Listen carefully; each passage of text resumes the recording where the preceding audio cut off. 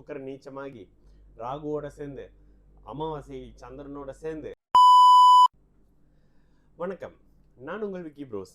நமக்கு எண்கணி ஞானத்தையும் வேத ஜோதிட ஞானத்தையும் ஆன்மீக ஞானத்தை வழங்கிய அனைத்து குருமார்களுக்கும் நன்றி என்ற அதே வேளையில் இது ஒரு ஜோதிட விளக்க வீடியோ விருப்பம் உள்ளவர்கள் தொடர்ந்து பார்க்கலாம்.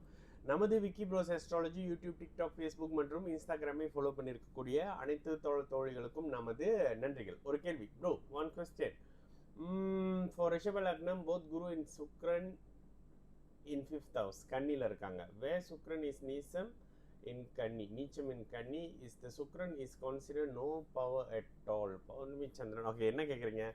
குருவும் சுக்கரனும் 5ஆம் இடத்துல இருக்காங்க ரிஷப லக்னத்துக்கு. சுக்கரனுக்கு பவர் இல்லையா? சுக்கரனுக்கு பவர் இல்லாமல் போகிறதுக்கான சில விஷயம் என்ன? ஓகே, சுக்கரன் நீச்சமாகி ராகுவோட சேர்ந்து அமாவாசை சந்திரனோட சேர்ந்து இந்த நிலையில சனியோட சேர்ந்து செவ்வாயோட பார்வையில் இருக்கும்போது தான் சுக்கிரன் சுத்தமாக கெட்டு போவார். சரி, இந்த அமைப்புகளில் சுக்கிரன் 5ஆம் இடத்துல இருக்காரு. கூடுதலாக லக்னமும் லக்னாதிபதியும் சுபரின் அமைப்புகளில் இருக்கிறாங்க.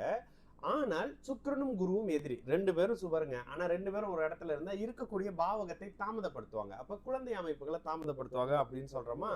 ஆனாலும் இன்னொரு விஷயம் என்ன, லக்னம் குருவின் பார்வையில் வந்துடுது. லக்னாதிபதி நட்பு ஸ்தானத்தில் இருந்தாலும் கூட டிகிரி அமைப்புகளில் பார்த்தீங்கன்னா இந்த தன்மைகளில் ஓரளவுக்கு லக்ன சுபத்துவமும் லக்னாதிபதி சுபத்தன்மையும் வந்துடுது. அப்போ என்ன, அடிப்படையில் எந்த தன்மையிலையும் கீழ்நிலைக்கு போக முடியாத அமைப்புகளுக்கு அந்த ஜாதகம் வந்துடுது. கூடுதலாக 10ஆம் இடத்தோட பௌர்ணமி சந்திரன், 9ஆம் இடத்துல சனி. 9ஆம் இடத்துல சனி இருக்கக்கூடாதுங்க. எந்த லக்னத்துக்குமே 9ஆம் இடத்துல சனி இருக்கக்கூடாது. அவர் எவ்வளோ பெரிய நல்லவராக இருந்தாலும் கூட. ஆனால் சனி இயல்பாகவே நல்லவர். நம்ம தான் ஈஸ்வரம் பட்டம்லாம் கொடுத்துக்கோம். சனி நல்லவர் கிடையாது.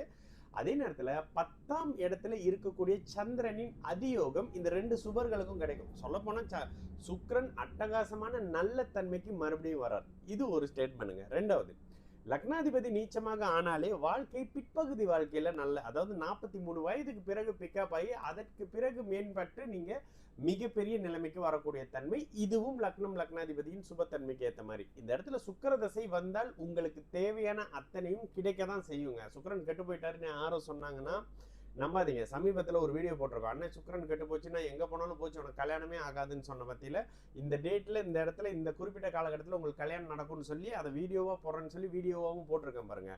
சுக்கிரன் நீச்சமானால் நீங்கள் ஒழுக்கமானவர்.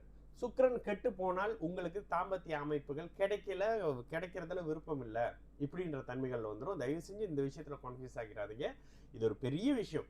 ஆனாலும் லக்னமும் லக்னாதிபதியும் சுபர் தொடர்பில் ராசி பௌர்ணமி சந்திரனா ஆகி பௌர்ணமி சந்திரனுடைய அதியோகம் ராசிநாதனுக்கு லக்னாதிபதிக்கு கிடைக்கிறதெல்லாம் அட்டகாசமான விஷயம். தயவு செஞ்சு சுக்கிரன் கெட்டு போயிட்டாருன்னு எந்த ஜோசியராகவும் சொன்னாங்கன்னா அப்படியே வந்துருங்க. அந்த ஜோசியருக்கு ஃபீஸ் கூட கொடுக்காதீங்க. சரிங்களா?